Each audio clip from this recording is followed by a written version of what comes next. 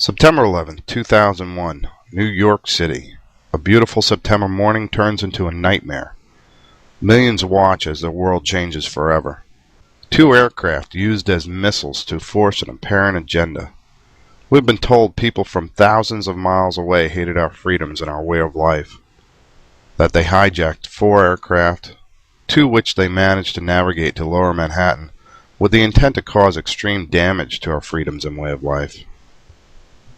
American Airlines Flight 11 and United Airlines Flight 175, both 767-200s, while the aircraft reported to have been used in the destruction of the World Trade Center. Pilots for 911Truth have been able to obtain black box data from the National Transportation Safety Board, in which the NTSB claims to have come from United 93 and American 77. Thorough analysis of this data indicates many conflicts within the government story. Every government agency contacted refuses to comment. The black boxes for the aircraft reportedly used for the strike in New York City, however, do not exist. According to government agencies, the black boxes were never recovered, but according to other sources, they were. Damasi and Ballone, 2 workers at Ground Zero, were tasked by the FBI to locate the black boxes. They claim 3 of the 4 were recovered. According to author Dave Lindorf, a source at the NTSB also states the recorders were recovered and given to the NTSB for analysis.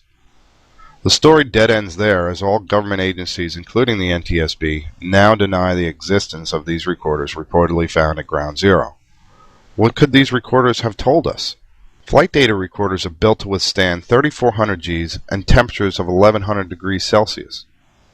The fact that people who worked at Ground Zero claim the recorders were found intact, and other sources claim the recorders were sent to the NTSB for analysis, this is just more evidence which conflicts with what we've been told, to add to the growing mountain of conflicting evidence. We don't expect the black boxes or the possible data they contain will ever be produced for the World Trade Center strike, so we will have to analyze data which is available. Since we do not have FDR data from the World Trade Center strike aircraft, we have to look elsewhere for any other type of data which may have been gathered and reported. One of the data sets we do have is position, speed, and a crude form of altitude data claimed to be from the 84th Radar Evaluation Squadron, also known as RADIES. Initially denied by the FAA, a backdoor FOIA request produced this RADIES radar data. Although reviewing altitude envelopes as compared to ASR radar with altitude reporting, also known as Mode C, and the fact the NTSB admits RADIES data can have potentially large errors, it's not prudent to use such information for precise analysis, as others have done. The NTSB also performed a radar data impact speed study, in which they claim to have used ASR radar, which is much more accurate than RADIES for calculating speed and altitude, especially when Mode C is available. The speeds cited for the strike aircraft exceed aircraft limitations set by the manufacturer for the aircraft reportedly used, unmodified airline fleet stock 767s. Can a 767 obtain such speeds? We have attempted to gather wind tunnel data from the manufacturer to answer this very question, but still without success. We searched for other 767 aircraft accidents in which a comparison can be made and a benchmark set. Egypt Air 990, a 767 which reportedly exceeded its max operating limits, can be used as precedent as data is available from its flight data recorder, according to the NTSB. The NTSB calculates aircraft speed as 430 knots and 510 knots for American 11 and United 175 respectively, both reported as 767s. Those who make excuse for the government story attempt to cite Egypt Air 990, a 767 which reportedly was an intentional crash by one of the flight crew, as precedent that a 767 can reach speeds reported for the aircraft which allegedly struck the World Trade Center. According to the NTSB, which is disputed by Egyptian investigators, Egypt Air 990 first officer pushed the nose over to commit suicide, taking crew and passengers with him. During this dive, Egypt Air 990 exceeded maximum operating speeds for a 767, which are 360 knots and 0.86 Mach. We will cover the reason for assigning two airspeed limitations shortly. The NTSB reports the flight data recorder from Egyptair 990 recorded a peak speed of 0.99 Mach at an altitude of 22,000 feet during its dive. 0.99 Mach is just below the speed of sound. Again, maximum operating speeds for a 767 are 360 knots and 0.86 Mach, respectively assigned as VMO, which is velocity max operating, and MMO, which is Mach max operating. Those who argue that since Egyptair 990 reached 0.99 Mach, exceeding 0.86, that certainly the World Trade Center aircraft could do the same. What these people fail to realize is the air density at different altitudes and the corresponding effects on an aircraft. Remember, Egyptair 990 reached its peak speed at 22,000 feet. World Trade Center aircraft were operating close to sea level. As you can see, when an aircraft descends, air pressure increases rapidly, directly increasing air density. There is a good reason Boeing assigns two airspeed for maximum operating limits. One is for lower altitude in this very dense air, in terms of knots, and the other for higher altitudes measured in Mach. The reason for this is air pressure, and therefore density, rapidly decreases with altitude up till about 22,000 feet. Knots as a unit of measurement in terms of the airspeed indicator is no longer accurate for measuring airspeed at altitude, and Mach speed is then utilized. In order to determine an accurate airspeed which has the same effects as Mach speed at altitude for an equivalent airspeed at lower altitude, there is an airspeed appropriately called equivalent airspeed, or EAS. Quote, equivalent airspeed is defined as the speed at sea level that would produce the same dynamic pressure as the true airspeed at the altitude at which the vehicle is flying, i.e., air contacting the airframe with equivalent effects. For simplicity, we will use online calculators to demonstrate, but for those who wish to calculate their own data, this is the proper formula to use. For example, Mach 1 at 22,000 feet based on a standard day temperature is 609 knots true airspeed. 0.86 Mach is 522 knots. 522 knots at 22,000 feet, remember, in less dense air, has the same effects on an airframe as 369 knots at sea level in more dense air on a standard day. Big difference at low altitude versus higher altitudes for the same pressure acting on the airframe. As you can see, this is why Boeing derives two airspeed limitations, one in terms of knots, the other in terms of Mach number. Notice the similarity?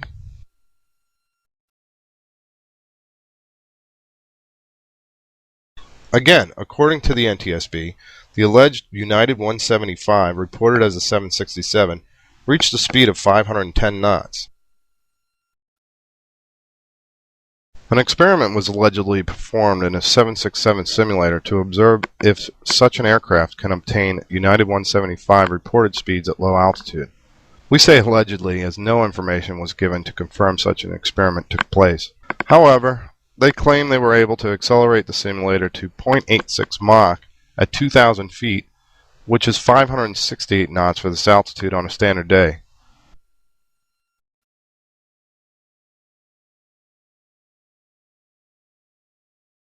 They claim the simulator was relatively easy to control at such speeds, and their conclusion was, it is highly probable that American 11 and United 175 could easily make the airspeeds quoted in the official reports and as seen in the video footage.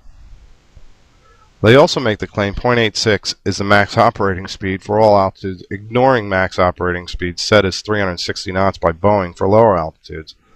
Again, what they fail to realize are the effects of air density at high altitudes compared to low, and the reason Boeing assigns two types of airspeed for max operating limits. 0.86 Mach, 568 knots at low altitude has the same effect on an aircraft as 805 knots or 1.32 Mach at 22,000 feet on a standard day. The researchers who have made such claims based on their alleged simulator experience may want to inform Boeing that their 767s can obtain supersonic Concorde type speeds in a quote flat trajectory and be relatively easy to control in mid-level altitudes. This is what happens when you exceed such maximum operating limits set by the manufacturer. Granted, there is a safety margin built into the maximum operating limits, but there is a reason limits are assigned to aircraft, as you can see here. In the slow XL to 85.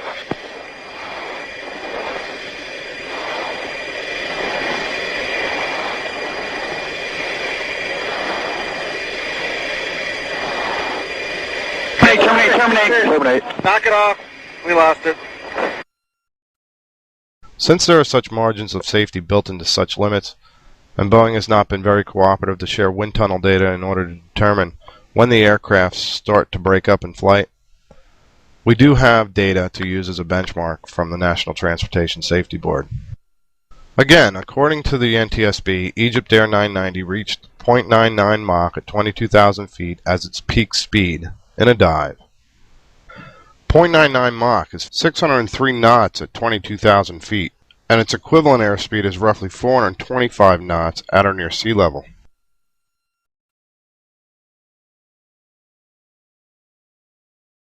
This is only 65 knots over VMO.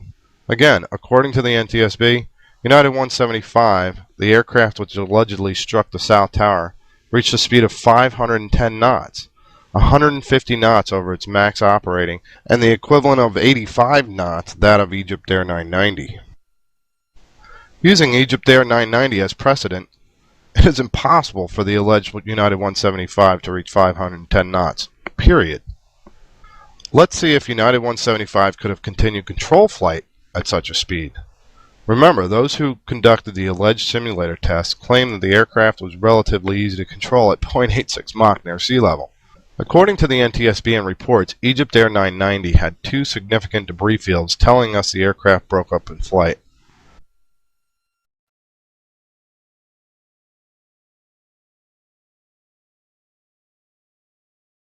I think we'll all agree that the aircraft which suffers structural failure in flight is difficult to control. But at which time in flight did this occur? The best indication we have right now is based on electrical power loss. The flight data recorder and the cockpit voice recorder stopped recording a few seconds after peak speed, as did the transponder, which failed, indicating loss of power. The NTSB speculates loss of power to FDR and CVR due to the engines being shut down, but this isn't valid. The FDR and CVR do not automatically lose power when the engines are shut down. The FDR and CVR are essential items and have redundant systems for power in the event of an engine shutdown. Also, the ATC transponder power loss would not occur with the engines being shut down. Power loss to multiple essential items indicates when the airframe started to bend or break up in flight, enough to cause the power loss of all essential and standby power systems. Again, the equivalent of only 65 knots over its max operating limit. We now know an unmodified 767 cannot reach speeds reported for the South Tower strike, but it's also impossible for United 175, an unmodified 767, to have continued controlled flight at 150 plus knots over its max operating limit, according to precedent set by Egypt Air 990. So, if this isn't a stock 767, was it a modified, beefed-up 767 to obtain such incredible speeds? If so, did 19 Islamic extremists do the modifications in their caves in Afghanistan?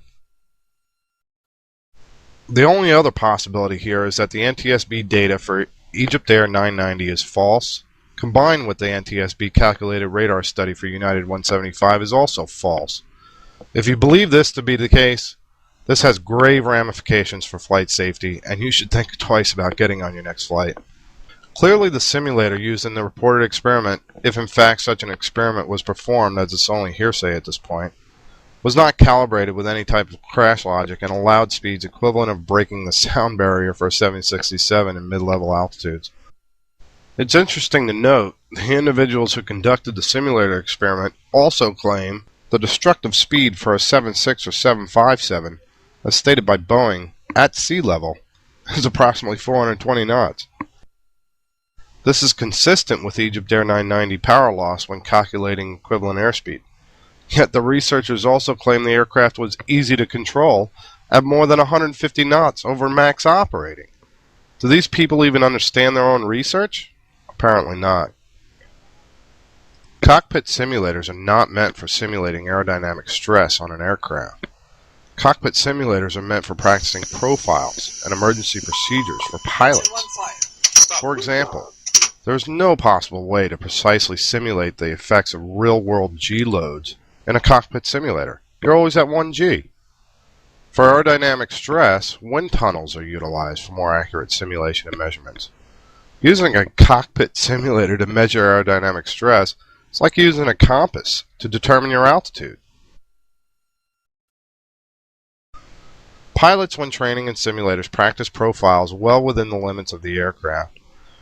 There is no reason for an airline to train pilots outside the aircraft envelope, as pilots are trained to keep the aircraft well within its limitations.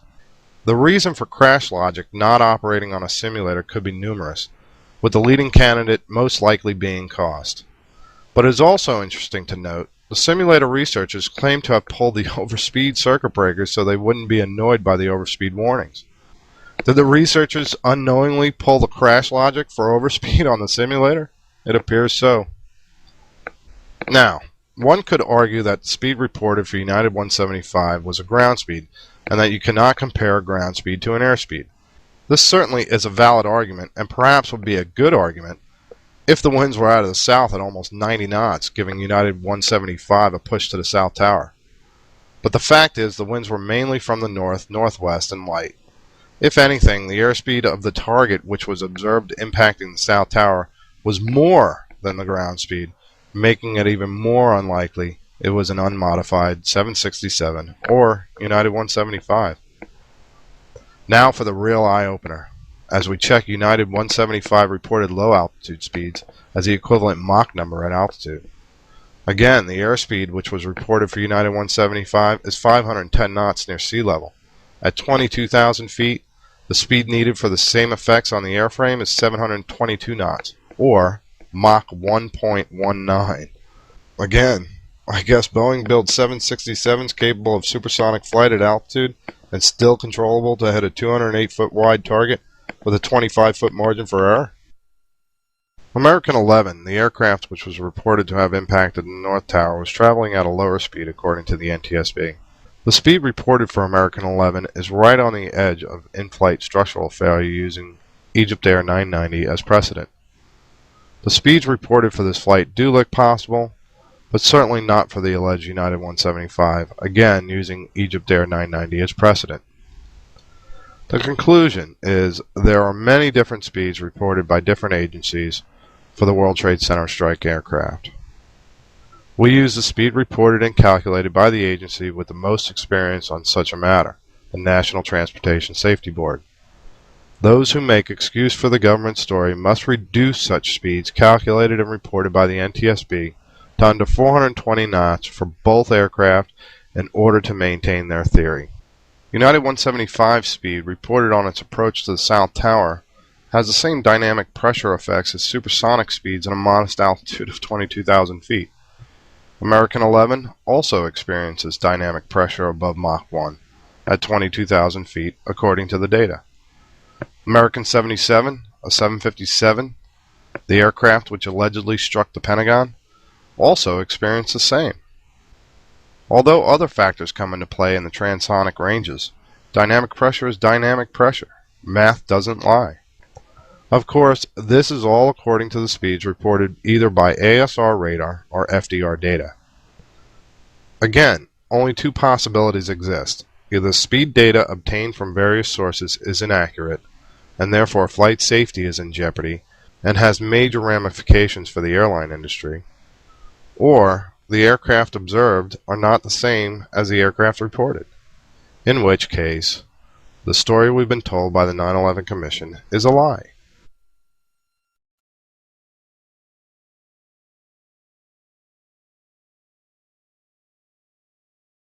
We at Pilots for 9/11 Truth would like to make it clear that we do not endorse any theory, which is also clear in our mission statement atop our home page and subsequent analysis we have provided over the years based on data. This World Trade Center analysis is based on precedent and benchmarks set by data provided by the NTSB in terms of EgyptAir 990 as compared to the data provided for the World Trade Center aircraft, and in no way validates any theory. However, the analysis conclusively proves The story we've been told by our government is at the very best not accurate, and at the worst, intentionally deceptive for an apparent agenda. Your mileage may vary. Either way, the events of 9/11 have once again been proven a grave issue which needs urgent, serious inquiry. We're talking with Ralph Kolstad. Commander Ralph Kolstad flew for American Airlines, I believe it was? Yes, I flew for Continental for 6 years and then for American for 21 years. And you flew the 76? 767 International Captain. Okay. And we're going over the speeds based on the reported speeds by the NTSB for United 175, the aircraft which allegedly struck the South Tower at 510 knots. We briefly talked about the benchmark and the precedent set with Egypt Air 990 at 0.99 Mach, but that was at 22,000 feet. The equivalent airspeed is 420 knots at sea level, which is 90 knots less than United 175 supposedly reached. How do you feel about, United 175 reaching 510 knots? Physically impossible. To have a clocked airspeed of 510 knots with a commercial airliner at sea level is physically impossible. If it's going 510 knots at sea level, Mach at altitude is above Mach 1. Do you think... It's physically impossible. They're not designed to do that. Yeah. The airframes are just too big. They don't have the sweep. They don't have the excess power to go supersonic. Commercial airliners were not designed for that and physically can't do it. Yeah. All right. Well, so then what do you think, since, these aircraft can't perform those speeds, obviously the NTSB claims that they did those speeds, then obviously the only conclusion to draw is that the aircraft which struck these towers were not the aircraft that were supposedly told they were. That's certainly one possibility. I can only look at what we've seen on the TV about the impact from the two towers in New York and the Pentagon, and the impacts were relatively straight and level. And for a 757, 767, relatively straight and level, I would find it extremely difficult to believe that they're doing any more than 300 or 350 knots. And so to come up with 510 knots is pretty insane. It defies all laws of physics. Okay, so are you thinking that the NTSB and the radar is inaccurate? Or do you think that that it's possible that these airplanes were beefed up to do those speeds? Now that's a real good question, and that certainly is hypothetical in both cases. Either the radar's wrong, the information they're giving us is misleading, or they weren't the airplanes. They sure looked like a 767, and maybe they were modified substantially.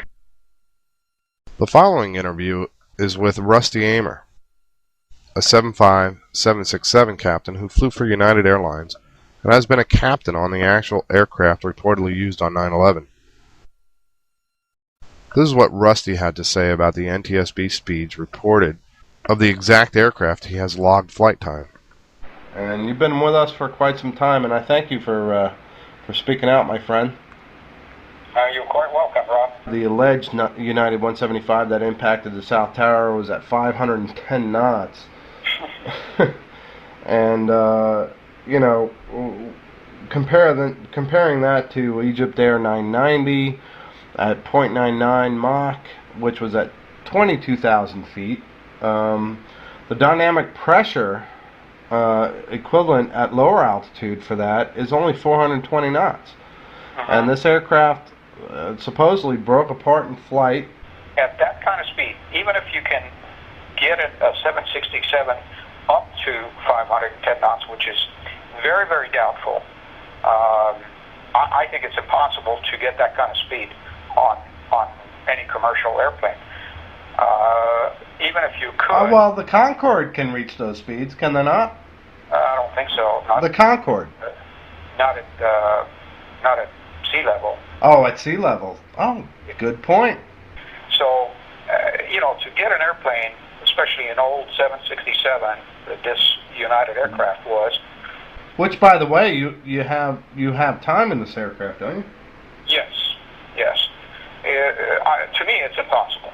any pilot that has been in a commercial jet would probably laugh at if you said 510 knots.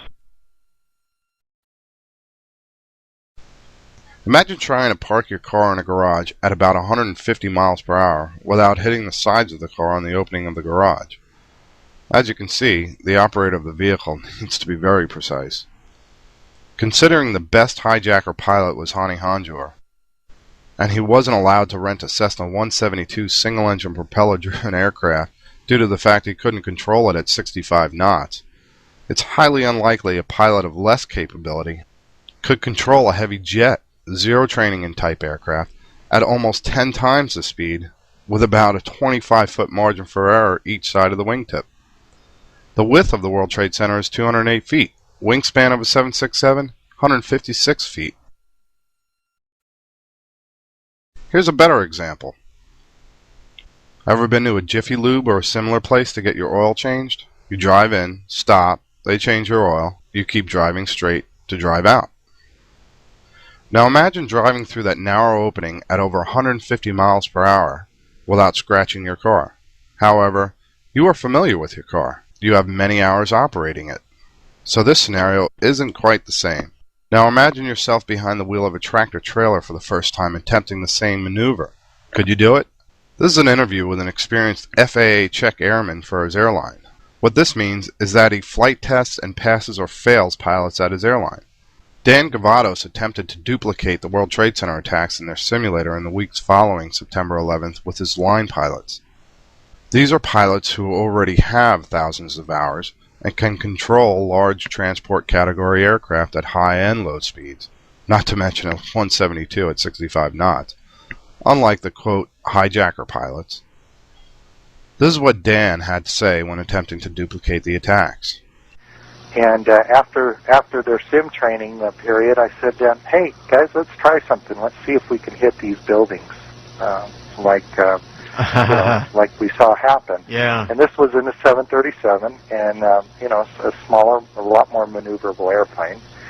And so I set it up for these pilots, and keep in mind these pilots are have many years of experience. And I set up New York, and they all just took turns trying to hit the buildings, and they couldn't do it unless they slowed down to almost landing speeds.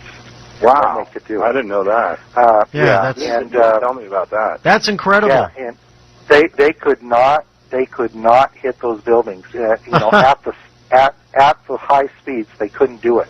Yeah, well, and I guess they were getting into all kinds of Dutch roll and everything then, right? Well, that's right. That's exactly what was happening. Things to remember about the Dutch roll. Firstly, there is a damping ratio, which is how quickly the motion dies down. There's a frequency, which is the speed of the motion itself. And there's the roll-to-yaw ratio, which is a measure of how much roll, how much bank angle to how much side slip. And those are the three aspects that you have to assess. And they're all important in their own way. There were Dutch roll problems. People don't realize that to hand fly an airliner at those speeds is extremely difficult. It's very hard to hand fly an airplane at those speeds, and particularly if you're a novice, because a novice that's learned and all of their experience is on little airplanes, they over control everything. But you got to understand, going 300 knots in an airliner, and you move the controls like you would expect to do in a little airplane. Right. Well, I mean, you couldn't stand the G-forces. Everything has to be just fingertip control. So basically, out of the 10 times each guy did it, nobody could do it. I finally was able to do it on probably the last time. I jumped up there and tried it, and but I'm telling you that kind of opened their eyes, and I said, something is not right. We were finding that all the time. Even these airline pilots that have thousands and thousands of hours of experience had a hard time controlling an airplane at those speeds. So Well, I'll tell you, even when I was making the film, okay, and I was doing all those different maneuvers to set it up to hit the Pentagon, how you see all coming in from the top, coming in from the side, coming in from the other side, going into where Rummy was sitting on the other side of the building, and then I tried to line it up exactly how the official story states. It took me about 5 or 6 tries, even in Microsoft Flight Simulator, to get it down just right.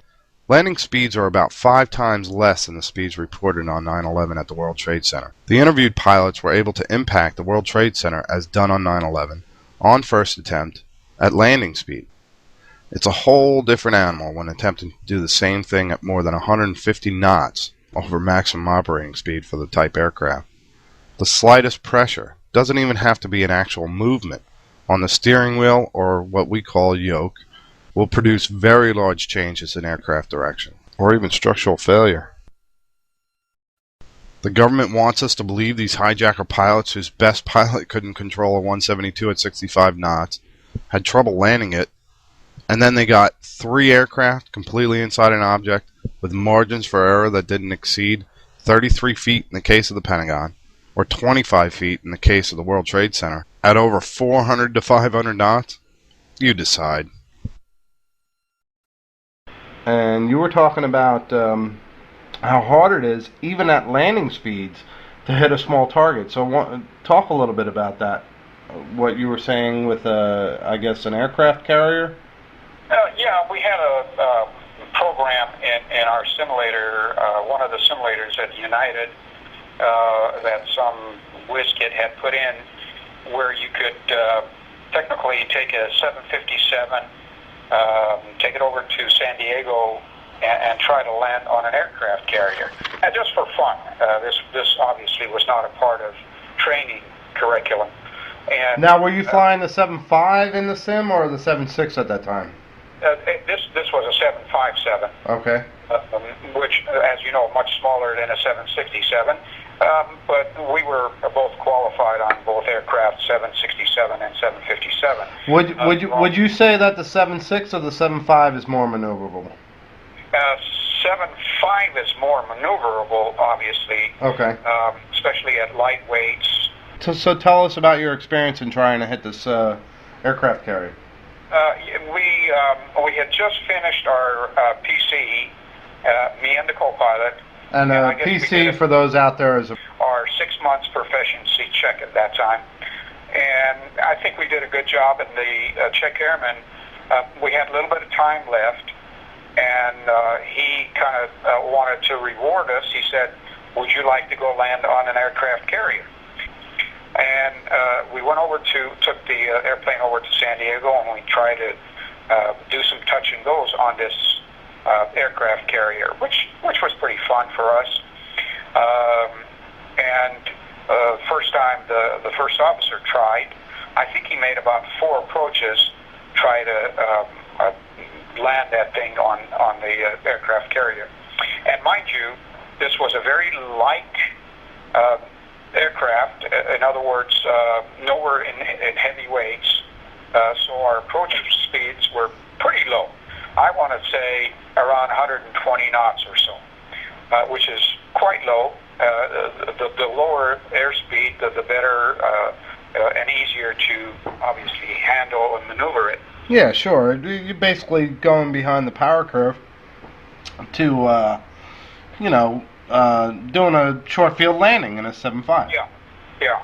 And obviously, our aircraft did not have a tail hook, and so we weren't trying to catch any wires or anything like that. We were just trying to make it on the deck of this aircraft carrier. There was no wind situation. It was basically a perfect condition, almost unrealistically perfect. And anyway, when it was my turn, it was probably the hardest thing I've ever done, trying to land this big airplane on an aircraft carrier. Right. I think my first try, I sheared the gear off the airplane because I hit the side of the carrier. And then my second approach, I managed to do it, But and let's reiterate that these are at landing speeds for a short field landing. Exactly. Landing speed in perfect condition, no wind, and it was the hardest thing that I've ever done. And obviously, I mashed it in there on the runway. It was a real arrival. I wasn't looking for a smooth landing or anything like that. Just trying to get it in there. Now let me ask you a question, Rusty. Being a 767 captain, with the amount of time that you have, what, 30,000 hours? At that time, yeah. With United Airlines, if you were in a 767, which you say that is less maneuverable than a 757, could you get such an airplane with a 156-foot wingspan into a 208-foot target without having any time in the type aircraft? I don't think so. And as you were saying, 510 knots according to NTSB or that's right. Figure. That's what? Supersonic speeds. Yeah. And just mid-level altitudes. Now, to me, with those kinds of numbers, I think it's impossible. We already know that based on Egyptair 990 as precedent that not only does a 767 not have the capability of such speeds, but according to Egyptair 990, such speeds also cause structural failure. But let's explore the hypothetical that an unmodified 767 can obtain such speeds intact. Again, there is a reason the manufacturer set speed limitations. These factors include flutter, as we have seen, but other factors include control surface effectiveness, center of pressure versus center of gravity, trim characteristics, to just name a few. When aircraft exceed their design limits, control effectiveness becomes increasingly non-existent. For example, as airspeed increases, the wing generates more lift. Therefore, the pilot needs to push the nose down. Trim is used to relieve these pressures. There comes a point when the airspeed is so great that the throw on the elevator and trim are at their limits and no longer can keep the nose down, and the aircraft is now said to be out of control. The elevator and trim only move so much. Conversely, and a bit more technical, center of pressure moves aft as airspeed increases. If this center of pressure becomes too far aft, the controls may reverse, in which you cannot keep the nose up. This is known as mock tuck, and the faster you accelerate, the more the nose wants to push down. What happens when going downhill? The aircraft wants to accelerate more. Again, the aircraft is out of control. Further control reversal comes into play.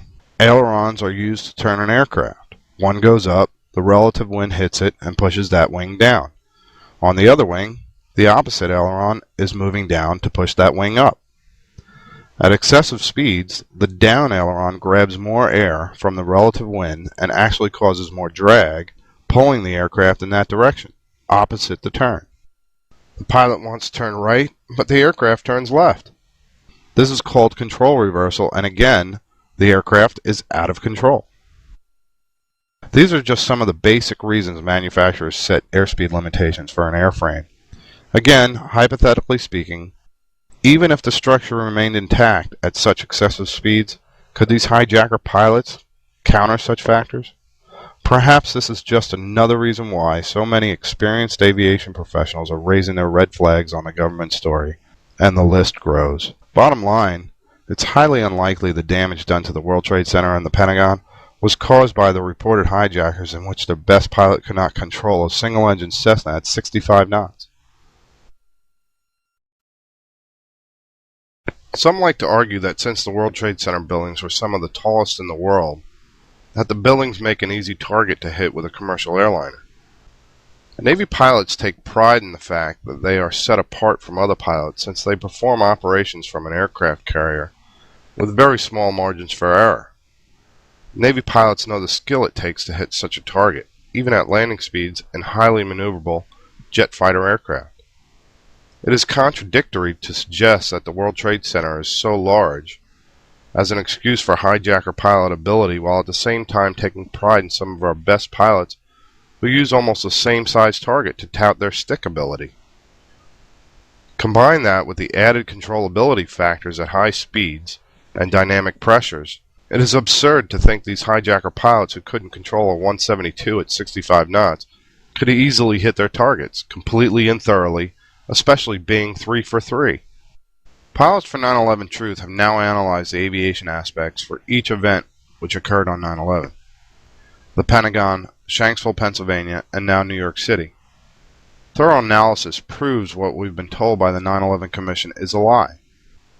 It's interesting to note the reported aircraft, which have numerous videos and witnesses to the event, do not have recorded black box data available, and of the data of which is available, prove impossible speeds for airline fleet transport category aircraft. Those events for 9/11 which do not have any videos and very limited witnesses, most conflicting with the government story, do have data available allegedly from these aircraft. Unfortunately, all data, whether from black boxes or radar, does not support the government story, or is physically impossible. It appears at every turn there are grave conflicts with the government story. Why is current foreign and domestic policy being dictated based on an investigation with a growing mountain of conflicts? Why was the 9/11 investigation underfunded and set up to fail? It's time to get to the truth. Contact your representatives and demand a thorough, independent investigation. Advise them to be on the right side of history.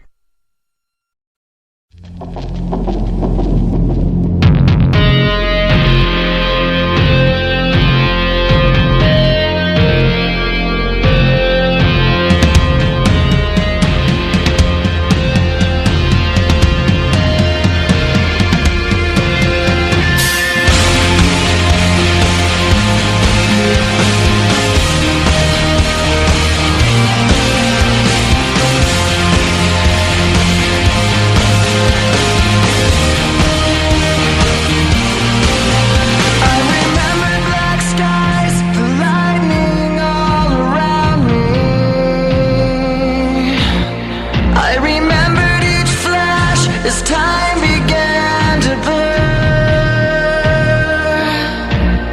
like a startling sign that fate had finally found me, and your voice was all